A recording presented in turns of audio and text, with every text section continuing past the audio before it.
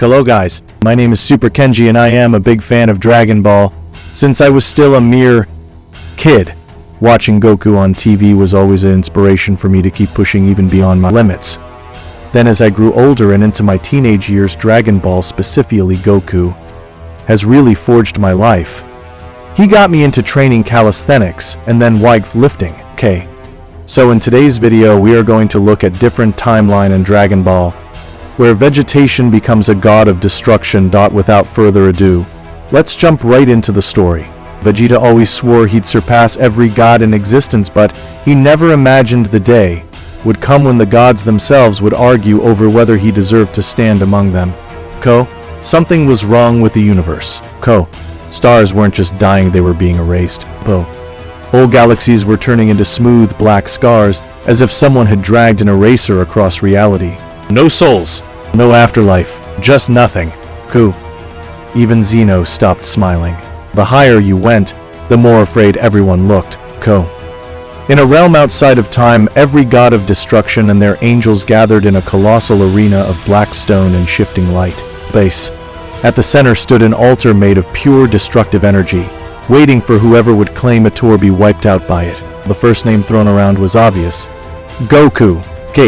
His limitless potential, ultra instinct, and his track record of saving universes made him an easy pick on paper.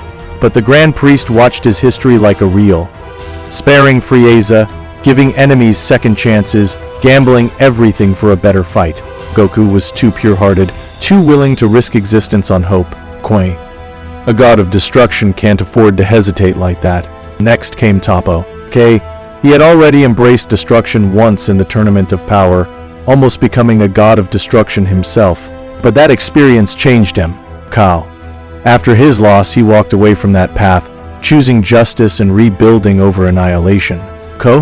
He still had power, but not the ruthless certainty the role demanded. Doubt might make a good hero, but it makes a terrible destroyer. Silence fell over the arena, thick and uneasy, until the Grand Priest finally spoke the name everyone had avoided. Vegeta, he said, Prince of all Saiyans? Some gods laughed. A former villain? A man who used to level planets for fun, now living in a house full of humans? Others leaned forward, remembering the pride, the grind, the way he kept getting back up no matter who knocked him down. A few simply frowned, unable to tell if this was brilliance or madness. Could be what none of them knew yet was that the thing erasing galaxies wasn't a mindless monster. It had a heartbeat. It had a name.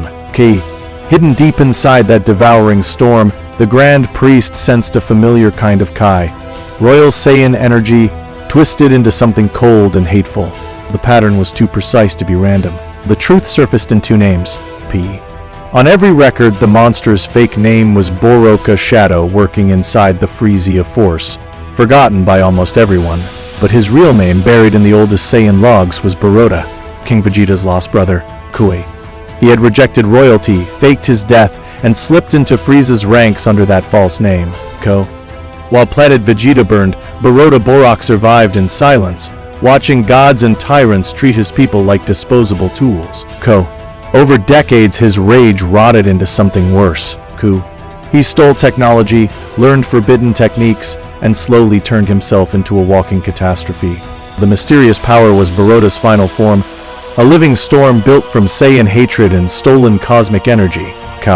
When he finally traced Vegeta's Kai to a small blue world called Earth, he made his intention clear. He would erase everything, but he'd save that planet for last, just to break his nephew. When Vegeta was pulled from Capsule Corp's balcony into the center of that divine arena, he arrived already irritated. Then he saw Zeno watching like a kid, the Grand Priest standing calm, and a ring of destroyers staring down at him. The offer dropped with almost insulting simplicity. Vegeta of Universe 7, you are being considered for the role of God of Destruction. At first, he almost laughed. Then, his temper caught. He remembered Planet Vegeta exploding under a god-backed order.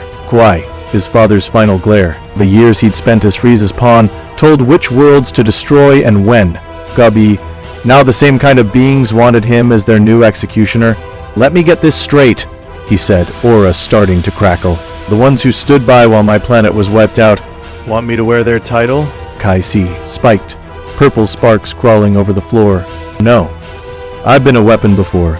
Never again. Gods weren't used to being turned down. The Grand Priest didn't threaten him. Cow. He just lifted a hand, and space twisted around them, filling with living visions. Vegeta watched galaxies fold in on themselves as the devouring storm ate them. Planets vanished without even dust left behind. Souls were erased before they could go anywhere. Then the vision narrowed. Kuwait. Earth. Capsule Corp shattered. The Sun family home gone. The sky over West City black and broken. The Dragon Balls flickering, then winking out as reality itself unraveled. Kabi. He felt Bulma's Kai vanish. Trunks. Bulla's tiny bright spark. Ka. Even Kakarot's familiar energy. Gone without a fight. Boy. And at the center of the chaos, that storm of corrupted Kai pulse stand, he recognized it now. Borock. Borota. Kazuncle. B. Another Saiyan prince who'd survived the fall of their race and chosen to answer it by burning down everything else. If nothing changes, the Grand Priest said quietly, your second home disappears like your first. No survivors. No legacy.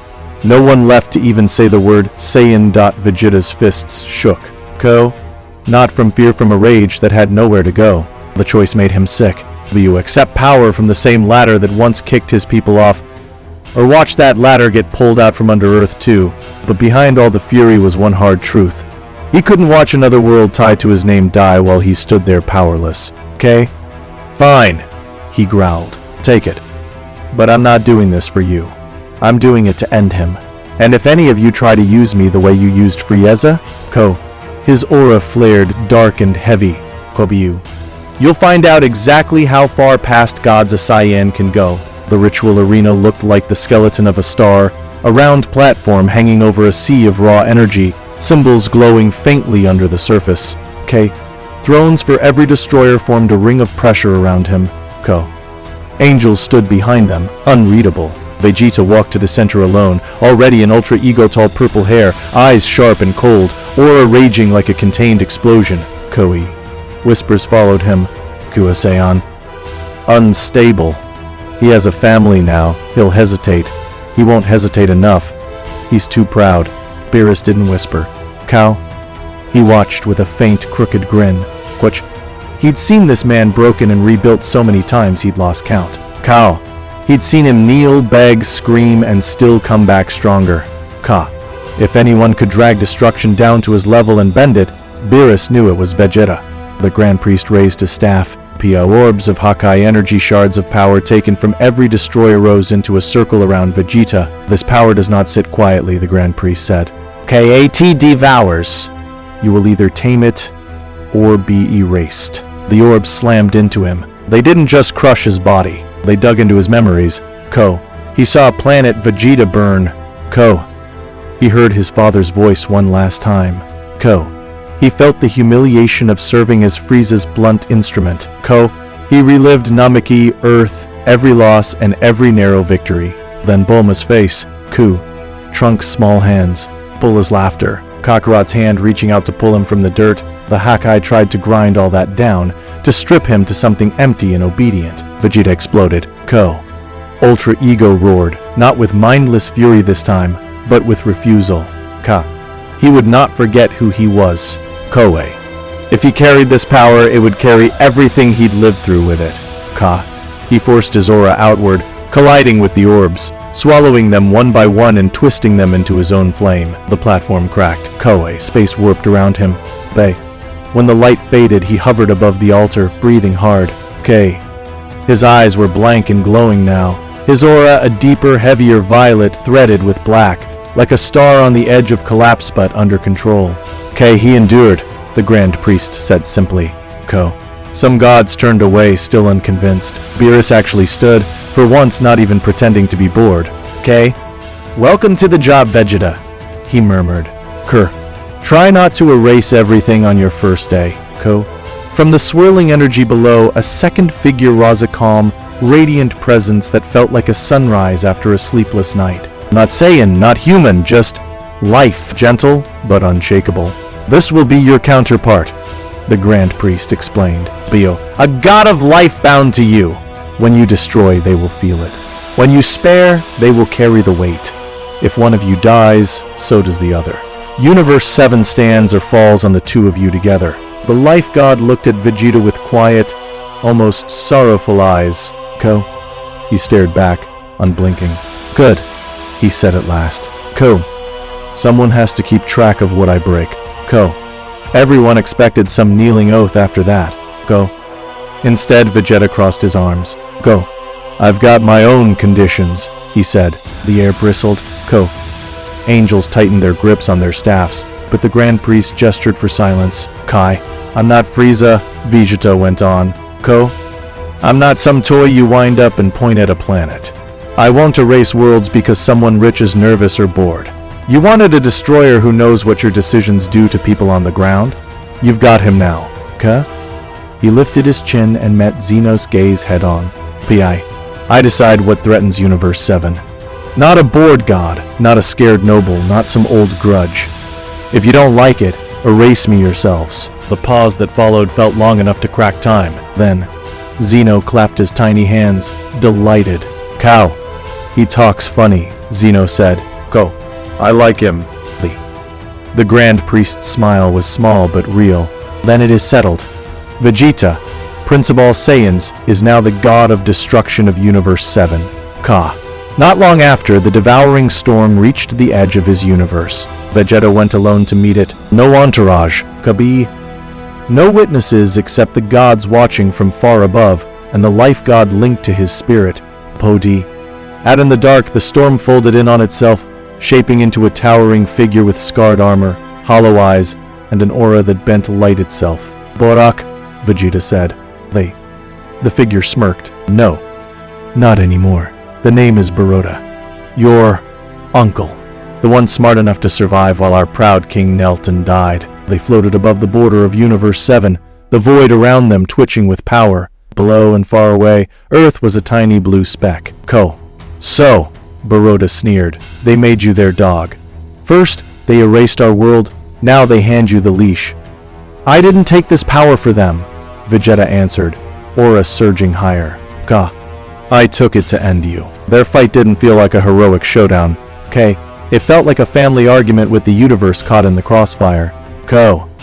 Every clash sent shockwaves through the empty dark. Borota fought like someone who believed everything was already ruined. The only justice left was to drag the cosmos down with him. Vegeta fought like someone who'd finally found something worth protecting and refused to lose it. Borota mocked Earth, mocked Bulma, mocked the idea of peace, called the planet a cage and Vegeta a coward for living in it. Ko, you think kings are meant to play house? He roared. We were born to rule or to burn. You picked walls and gravity rooms. I picked the universe. Vegeta hit him so hard the void itself shivered. Ko, I picked a world I refused to lose, he snapped. That's something you'll never understand. Ka. As the battle dragged on, his new power grew more precise. Ka. Hakai coiled around his fists like compressed black suns, ready to erase anything they touched. Goval, the life god behind him, felt every life in the path of their struggle. A silent weight against reckless destruction.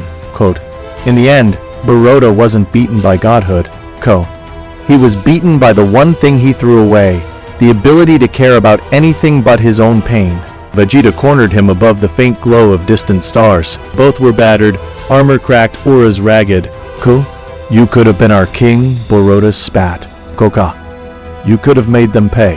Vegeta's voice was low, deadly calm. Ko, I'm done letting what happened to us decide what happens to everyone else. Ko. He raised his hand.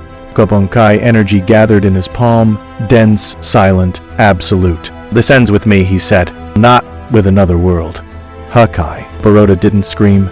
He just stopped. The storm, the stolen power, the centuries of hatred all vanished, leaving only quiet starlight and Vegeta's breathing. Ko. After that, he didn't claim some grand throne and disappear. B.A. On Earth, he still trained in the gravity room, still pretended he wasn't happy when Bulla climbed onto his shoulders, still argued with Bulma about blowing holes in the yard.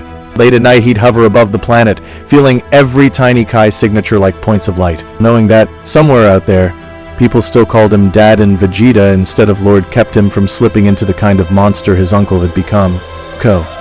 In the realm of the gods, he showed up to meetings and made most of the other destroyers uncomfortable. They talked about balancing numbers and rotating cycles of destruction. He talked about futures, about what a world might become if given one more chance or what it might spawn if left alone. Sometimes he erased planets without blinking. Other times he refused, even when it made him unpopular. Across the scruffy edges of Universe 7, he became a shadow. On some worlds teetering on self-destruction, he appeared in the sky, his purple aura pressing entire civilizations to their knees. Sometimes he wiped them out. Sometimes he left them with nothing but the memory of how small they felt in his presence and one last chance to change. Through all of it, the life god bound to him felt every choice. Every world ended. Every life spared. Their connection never let him forget that, God or not, his decisions mattered. Sometimes, when the sky above Earth was clear and quiet, Vegeta hovered alone in orbit, looking down at the blue sphere beneath him and the endless dark above. He thought of Planet Vegeta, of his father, Bull, of Borota, who turned his grief into a weapon and aimed it at everything. He thought of the gods who once stood back and watched. Now they watched him instead. But, I didn't become this to finish what you started, he whispered to the silent stars. I became this so no one can do to my universe what you did to mine. His aura flared deep purple, wrapping Earth like a warning and a promise. I am Vegeta, he said, not shouting, just stating it like unbreakable fact. Prince of all Saiyans, God of destruction of Universe 7. Borota's story ends with me.